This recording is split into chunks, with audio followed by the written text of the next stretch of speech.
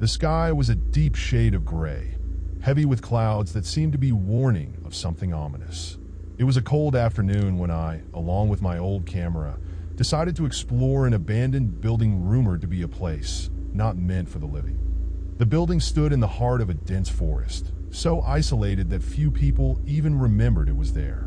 Locals spoke of strange occurrences in and around it, whispers of shadows moving in windows, eerie noises at night, and some even claimed to have seen figures that weren't human.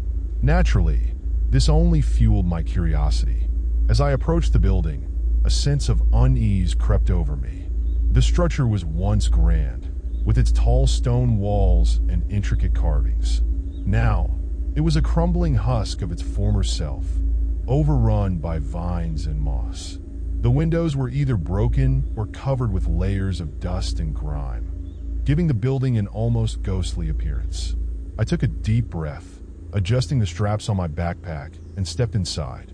The wooden doors creaked loudly as they opened, echoing through the empty halls.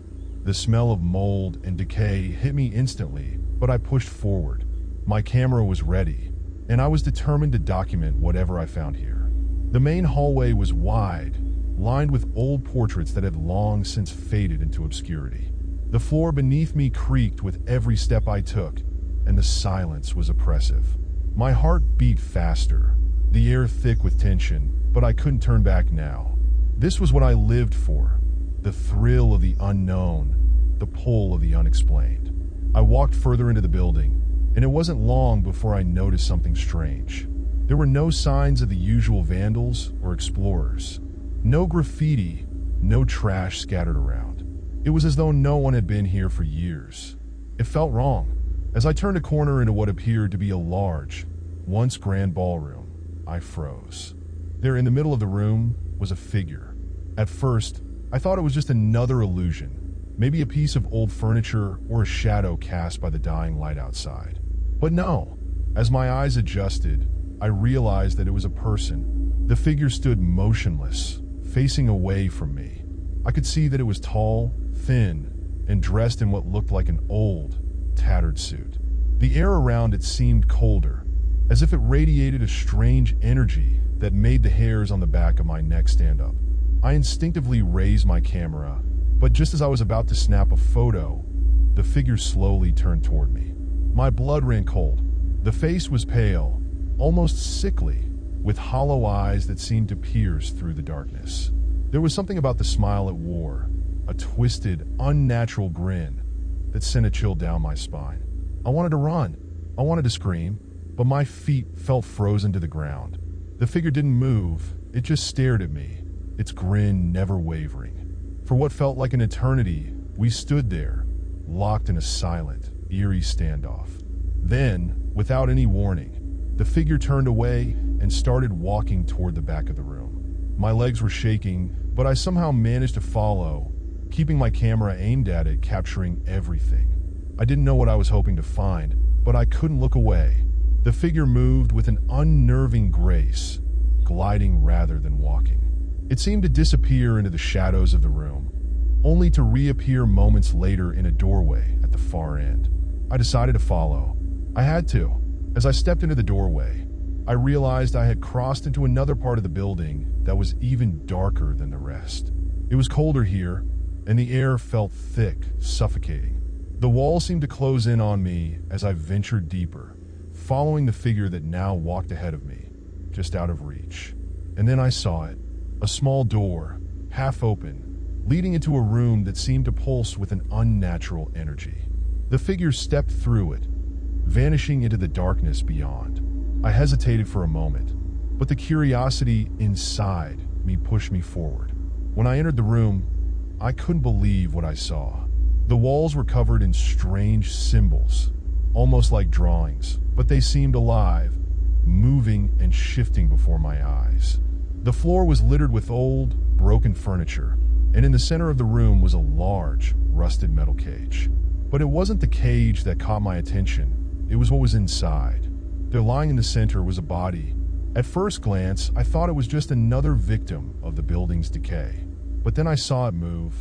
The body twitched, and then it sat up. I stumbled back, my heart racing, The figure that had led me here was nowhere to be found. I was alone with whatever that was. The figure in the cage was pale, its skin stretched tight over its bones. Its eyes were wide open, but they didn't seem to focus on anything. It was as if it was trapped in some eternal nightmare. It turned its head slowly, and for the first time, I saw the horror in its face. The face was mine. I froze. My breath caught in my throat. The body in the cage, it was my face. My eyes. And then it smiled. The smile was the same twisted grin I had seen earlier. And just like that, the room grew even colder. The symbols on the wall seemed to grow more frantic, and the air itself seemed to hum with energy. I could hear the faint sound of whispers, like voices calling my name from the darkness. I couldn't move. I couldn't breathe. The figure in the cage began to rise slowly, dragging itself toward me with a horrid, jerky movement. My camera was still running, capturing everything asterisk that was happening. I knew I had to escape, but before I could make a move, the figure lunged at me, its bony hands grasping for my throat. In that moment, I felt a force like nothing I had ever experienced before, something ancient and powerful, pulling me toward the cage. I tried to scream, but no sound came out. Everything went black. When I woke up, I was back in the ballroom. The building was silent once again. The figure was gone. The strange room with the cage gone. I stumbled out of the building, my camera still in hand. The footage was intact, though I could hardly bring myself to watch it. What I had captured, what I had experienced, I didn't know if I was truly awake or if I had slipped into something much darker. The video, what I had filmed, would haunt me for the rest of my life. Some things are better left unseen. Some places are better left unexplored. But I couldn't shake the feeling that something in that building was still watching me. And the most disturbing part, the smile that I had seen, the one on the figure in the cage, it wasn't just a grin. It was an invitation to something else. I couldn't escape the feeling that I was being followed, even though no one else was with me. The air around me felt heavier as I made my way back to my car, and when I reached it, I hesitated before getting in. The building was still there, looming in the distance, shrouded by trees and fog, almost as if it was calling me back. I shoved the key into the ignition and drove off, my eyes occasionally glancing in the rearview mirror. For the next few days, I tried to move on, tried to tell myself that it was just an illusion, a figment of my imagination, playing tricks on me in the shadows of that decaying building. But there was one thing I couldn't ignore: the footage. The images on the camera. I went back home, locked the door behind me, and set the camera down on the table. The footage, that horrifying, unexplainable footage, was still on the device. My hands trembled as I hit play. The first few frames were normal, just the dimly lit halls of the abandoned building, the eerie silence I had walked through. But then, as I approached the ballroom, things began to take a turn for the worse. I watched myself, my camera capturing my every movement, as I saw the figure standing motionless, just as I had. But there was something wrong in the footage that I hadn't noticed before. The shadowy figure wasn't alone. Behind it, faintly visible in the corners of the frame, were other figures. They were just glimpses, like shadows moving too quickly to fully comprehend. But they were there, and their eyes, glowing faintly in the darkness, were fixed on me. I leaned closer to the screen, my breath coming in shallow gasps. The smile on the figure in the ballroom widened unnaturally. It wasn't just a grin. It was something twisted and demonic, stretching from ear to ear. The longer I watched, the more I realized that the figure wasn't even human. It was something else entirely. The footage seemed to distort as I followed the figure into the other room, the room with the symbols on the walls. But as I stepped inside, something strange happened. The video flickered and the room shifted. It was as though the camera wasn't recording the place I had been. The footage showed a different version of the room, one darker and more oppressive, with walls covered in symbols that seemed to crawl and shift, as if alive. The air in the video grew thick with tension, and I could hear faint whispers in the background, my own voice among them. The figure in the cage was still there, but now it was no longer just lying there. It was moving, twisting and contorting as though it was trying to break free. The face. My face was staring directly into the camera, its hollow eyes following my every move, and the smile, it grew wider, more distorted, until it almost seemed to split the face in half. I couldn't breathe. I had to stop the video, but my hand wouldn't move. I couldn't look away. And then, in the footage, the figure did something that I couldn't explain. It turned its head sharply toward the camera, as if it could see me watching. Suddenly, there was a sharp noise, like the sound of metal scraping against metal, and the footage cut to black. For a long moment, the screen remained dark, and the only sound was the beating of my heart, thudding in my chest. I thought I had imagined it, but then something far more chilling happened. The screen flickered back to life, but this time, it wasn't the footage I had recorded. It was live, a fresh recording showing my own apartment, the same camera I had used to film the encounter now sitting on the table in front of me. I stared at the screen in horror as I saw myself on the video, sitting at the table, looking down at the camera. But there was something wrong, something off.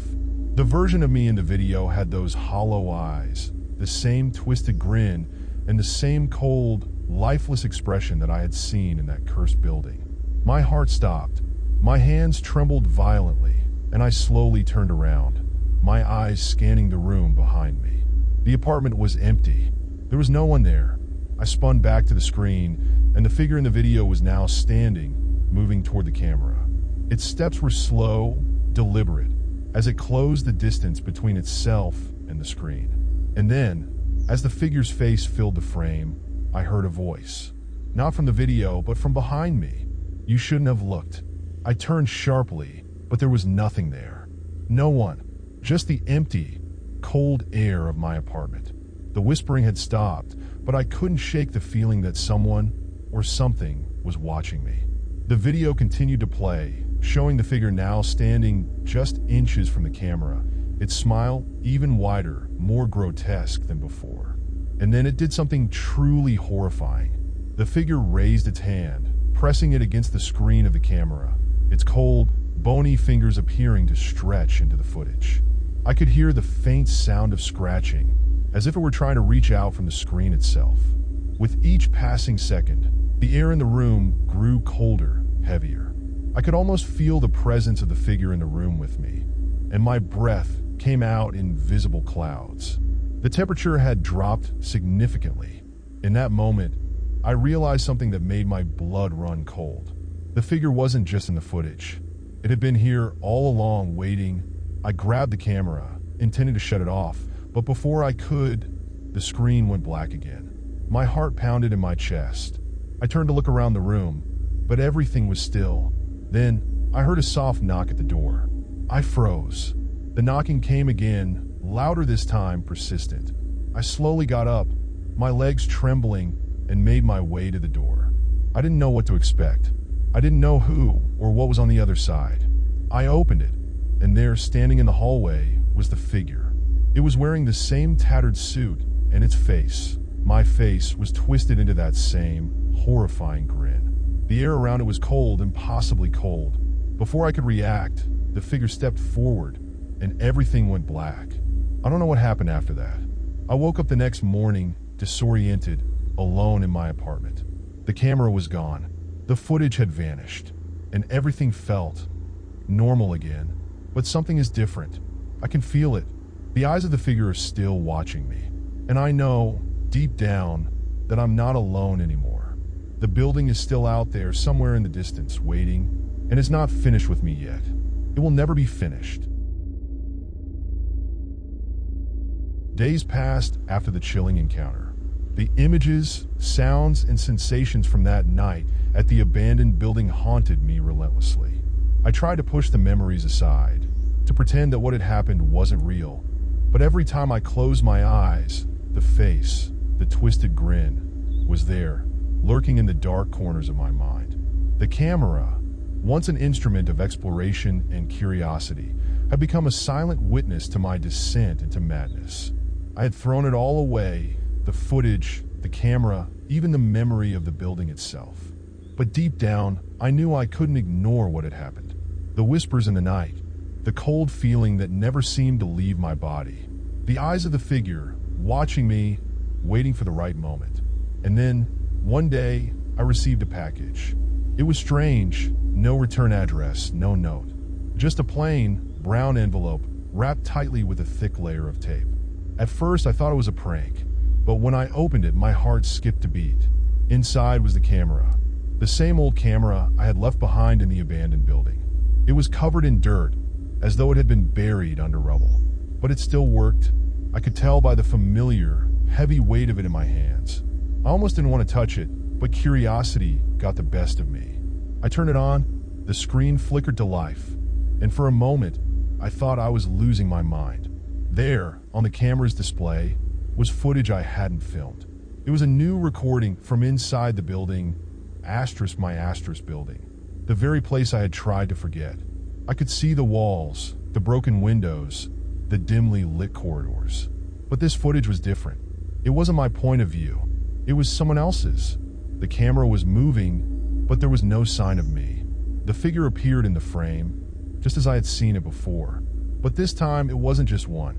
There were more. Shadows lurking in the corners of the room, their eyes glowing faintly, their movements quick and jerky like marionettes. They seemed to be watching each other, whispering in a language I couldn't understand. Then, the figure with a twisted grin appeared, stepping forward as if it knew the camera was watching. The video distorted for a moment, like something was trying to break through, trying to get to me. And then, the figure turned its head slowly, its hollow eyes locking with mine through the screen. "You shouldn't have returned," it whispered, the voice chillingly familiar, as if it were a part of me. I dropped the camera, my hands trembling uncontrollably. I backed away from it as if the very device could reach out and drag me back into that nightmare. But as I turned to run, the room grew colder. I could feel a presence, like something was standing just behind me, waiting. The air felt heavier with each passing second. The figure's voice echoed in my mind, a haunting whisper that wouldn't leave. "You can't escape. We've been waiting." Suddenly, the lights flickered, and the temperature in the room dropped even further. The camera buzzed loudly, as if struggling to stay on. I looked at it again, and the screen was showing something new, something that sent a rush of fear through me. It was a message: "You're next." The room began to shake, and I felt as though the walls were closing in. I couldn't breathe. My head spun, and the sense of doom was overwhelming. I had to leave. I had to get away before whatever was reached me. I grabbed my things and ran out the door, desperate for air, desperate to escape the feeling that something was following me. But the moment I stepped outside, the world seemed wrong. The sky had taken on an unnatural hue, dark purple clouds swirling above me like a storm was brewing. The trees around me seemed to bend and twist, their branches reaching out like long, twisted fingers. The world was changing. I ran through the streets, looking over my shoulder constantly, but no one was there. Just the sense that something was watching, something I couldn't see, but I could feel it closing in on me. The world around me felt like it was being pulled apart, piece by piece. I didn't stop until I reached the outskirts of town, where the forest loomed, dark and ominous.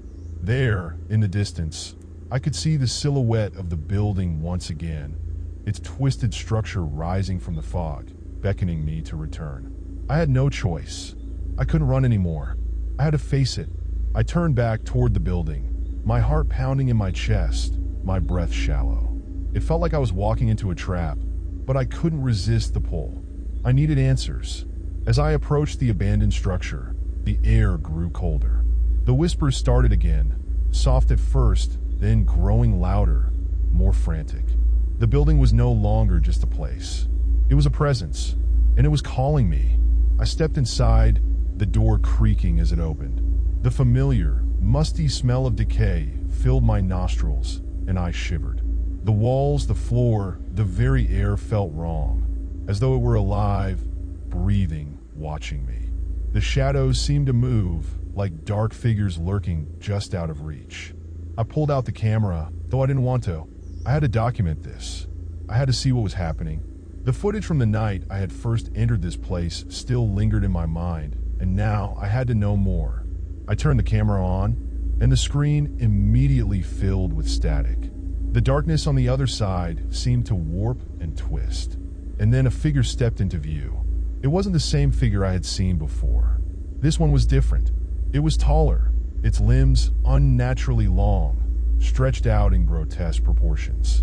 Its eyes were wide, black voids, and its face was a mirror of mine, only distorted, twisted in a way that made my skin crawl. The figure smiled, the same chilling grin I had seen before, and then it spoke. "We've been waiting for you," it said, its voice coming from everywhere at once. "This is where you belong." My hands shook as I pointed the camera at it, and I could hear my own breath catching in my throat. The figure's smile widened, and I felt the temperature drop to an unbearable cold. I tried to run, but the moment I turned around, the room shifted. The walls closed in on me, and the floor beneath me seemed to bend. The building wasn't just a place, it was a trap, a living entity designed to keep me here forever. The figure's voice echoed around me. "You cannot leave. You are one of us now." And then the shadows surrounded me. They were no longer just dark patches on the wall. They were real, tangible, and they reached out, their fingers like ice, grabbing hold of my limbs, pulling me toward the center of the room. I couldn't move. I couldn't breathe. The walls warped further, and I felt myself being dragged towards something dark and unnatural. The room was alive, and it was swallowing me whole. I looked at the camera in my hand, the screen flickering. I could see the figures, more of them, now watching me, and in that moment, I knew what I had to do. I turned the camera toward myself, my face now pale, my eyes wide with fear.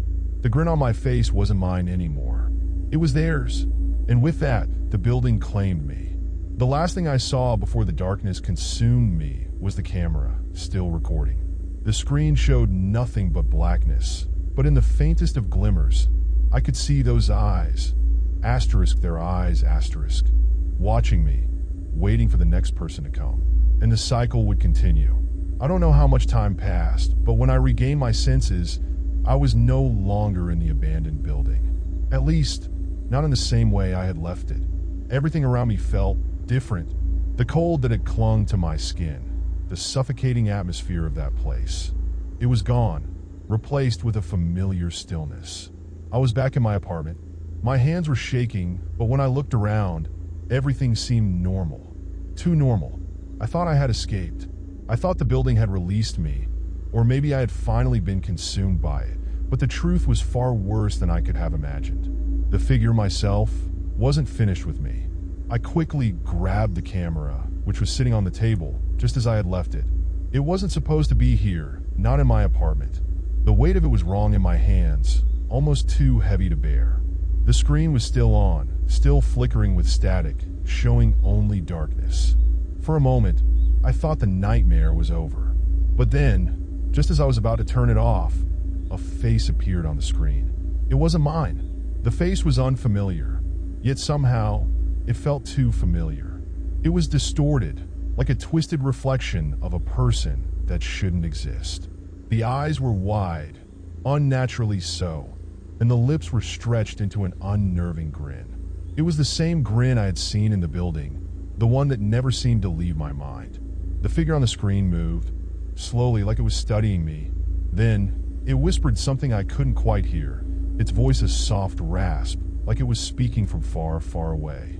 I stared at the screen, paralyzed. The whisper grew louder, more distinct, and I could finally make out the words. "You can't hide from us." The words sent a chill down my spine. I knew I wasn't alone, even if I couldn't see the figure in the room with me. It was there. I could feel it watching me. The camera on the screen began to move, turning away from the figure and scanning the room, just like it had done in the abandoned building.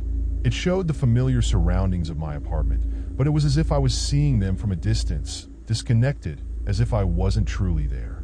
The footage stopped on the corner of my room, where the shadows were deepest, and then the figure appeared again.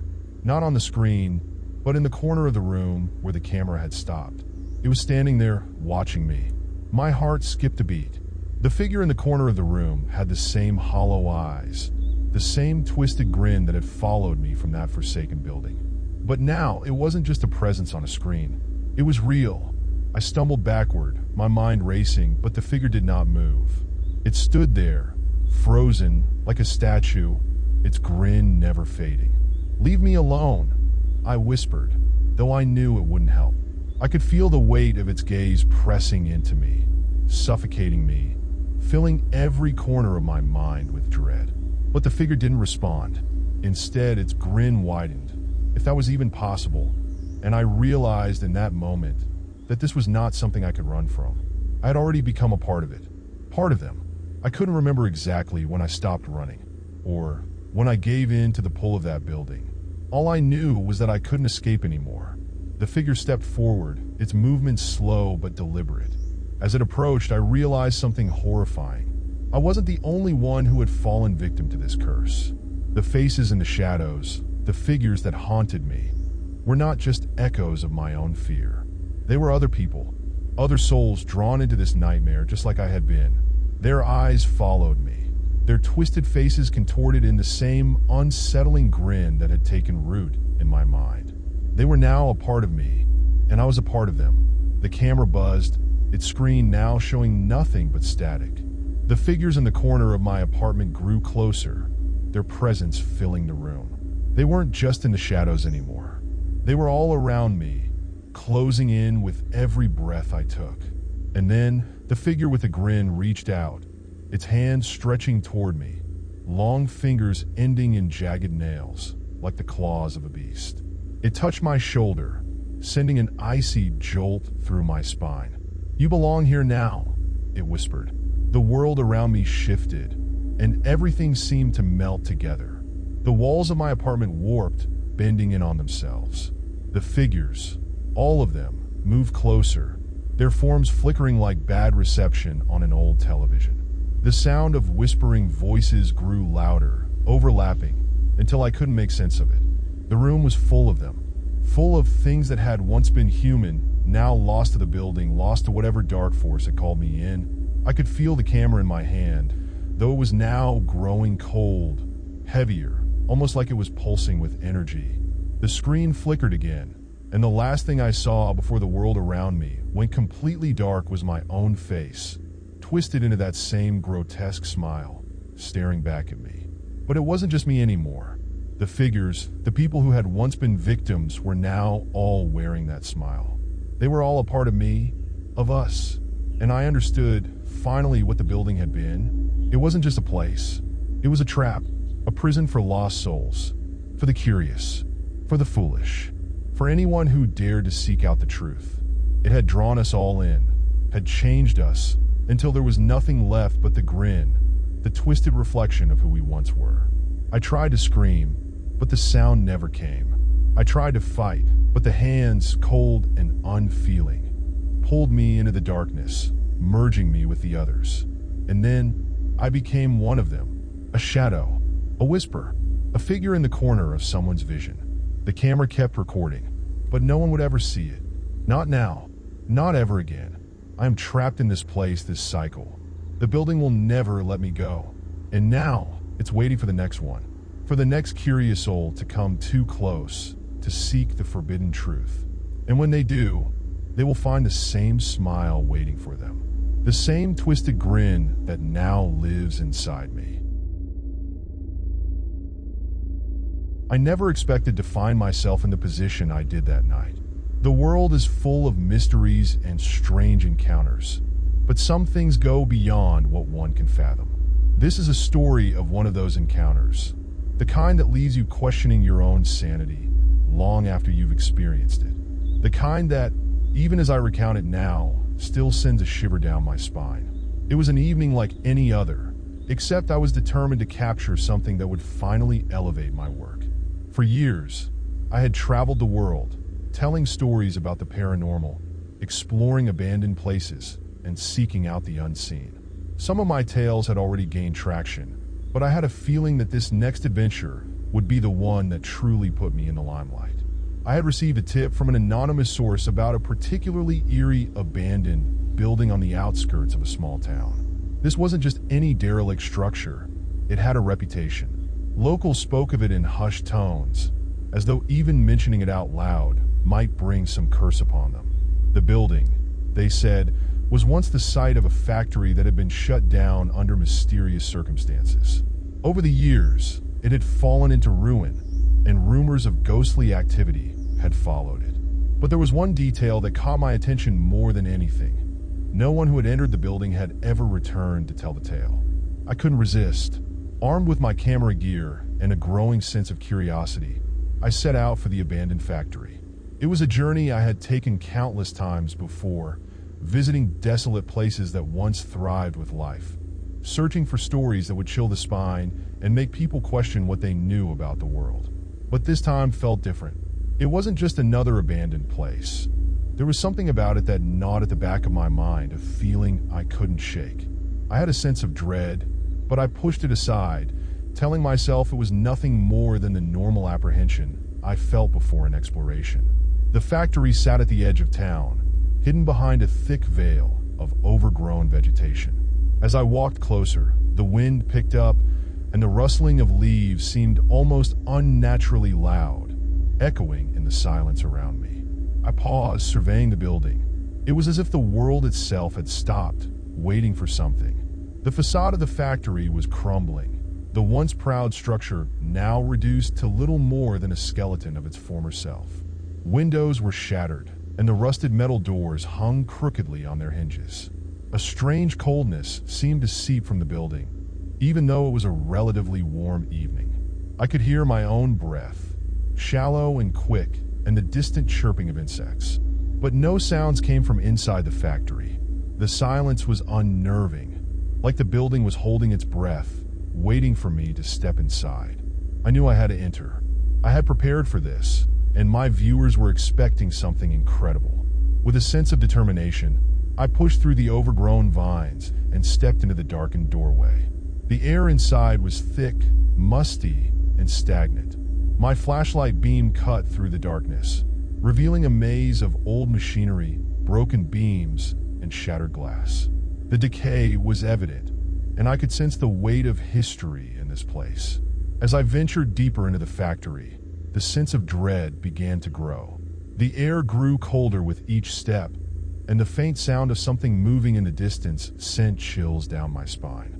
My camera was rolling, capturing everything, my every movement, every sound, and every fleeting moment. I knew that whatever I was about to experience would be something extraordinary. And then I heard it, a soft whisper. At first, I thought it was just the wind or my imagination playing tricks on me. But then it came again, louder this time, almost as if someone was speaking, but I couldn't make out the words. I stopped in my tracks, the hairs on the back of my neck standing on end. The whispering seemed to be coming from deeper within the building, from the direction of the factory's old storage room. Against my better judgment, I followed the sound. The whispering grew louder, more distinct, as if it were beckoning me. My heartbeat quickened, and I could feel the tension building in my chest. The factory seemed to close in around me, the walls pressing in with an almost suffocating weight. As I approached the storage room, I noticed something peculiar, a faint light flickering in the darkness. There shouldn't have been any light here, not with the power long since cut off. I hesitated. My camera was still recording, but I was beginning to question whether I should turn back. But curiosity won out. I pushed the door open. Inside, the air was thick with dust and mildew. Old crates and forgotten machinery were scattered around, but the light, it was coming from a small, dim lantern sitting on a table in the center of the room. The light flickered as though it was being disturbed by an unseen force. And then I saw it, a figure, pale, almost translucent, with dark, hollow eyes, was standing by the lantern. It was as if it had been waiting for me. I froze, unable to look away. My camera was still rolling, but my hand had gone stiff, trembling.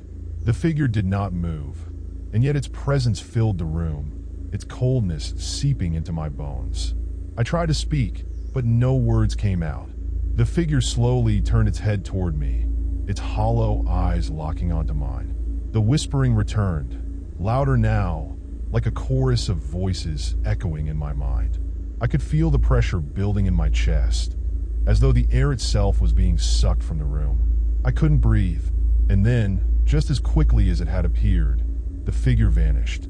leaving nothing behind but the flickering lantern and an overwhelming sense of dread.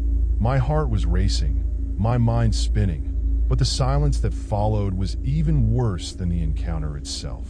I turned to leave, but the door slammed shut behind me, trapping me in the darkness. I reached for the door handle, but it wouldn't budge. Panic set in as I desperately tried to force the door open. I could hear something behind me, footsteps dragging along the floor.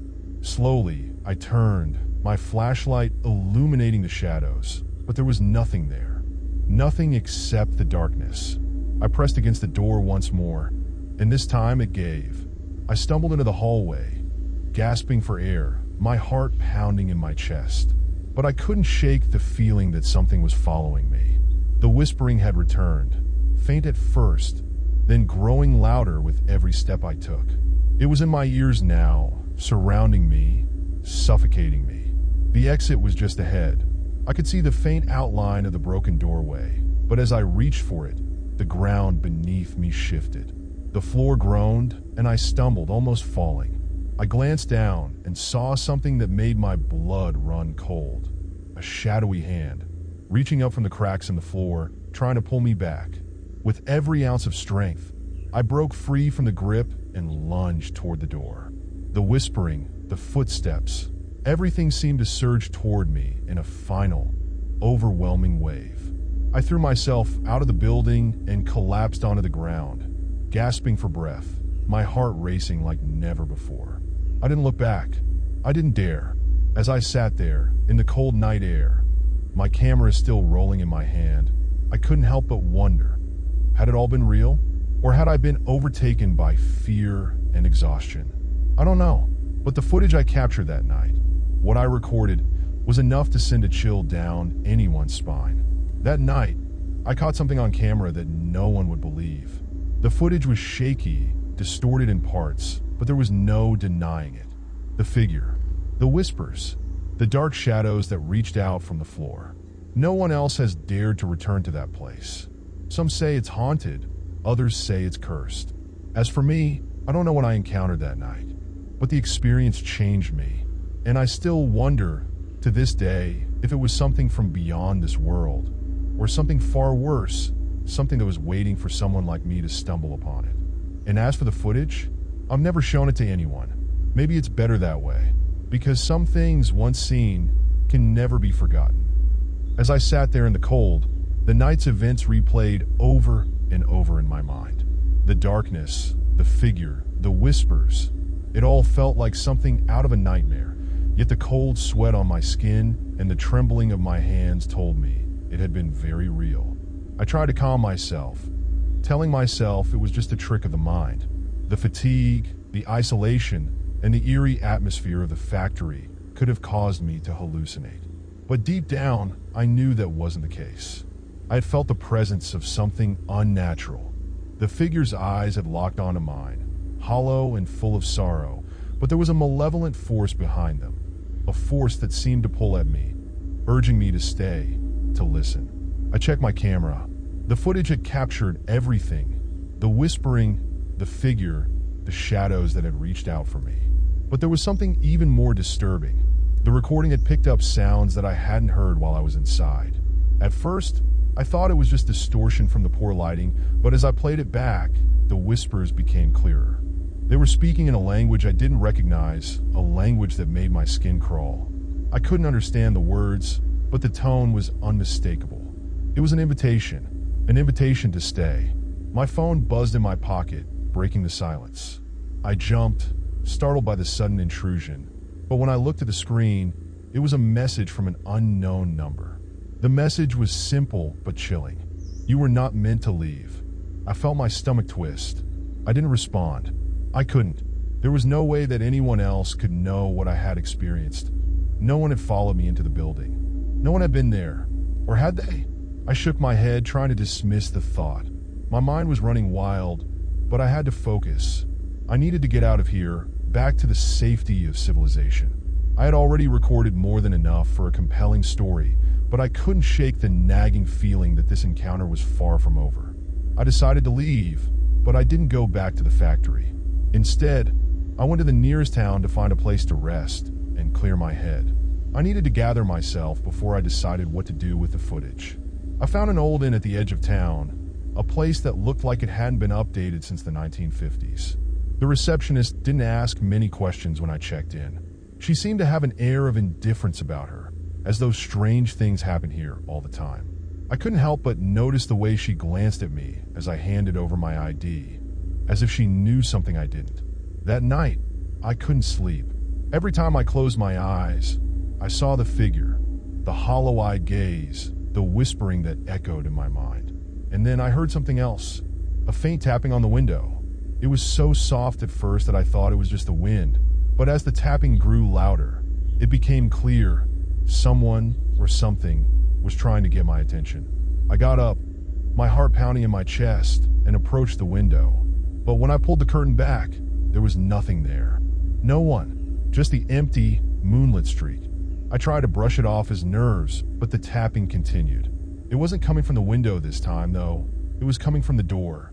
Soft, almost delicate, like fingers gently tapping on the wood. I cautiously approached the door, my breath shallow.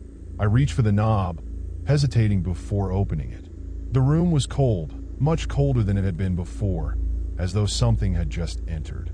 When I opened the door, there was nothing but the empty hallway. No one, no figure. I closed the door quickly, locking it behind me, and sat back on the bed, my hands shaking. The whispers, the tapping, the figure, they were all connected. Somehow, I knew this wasn't over.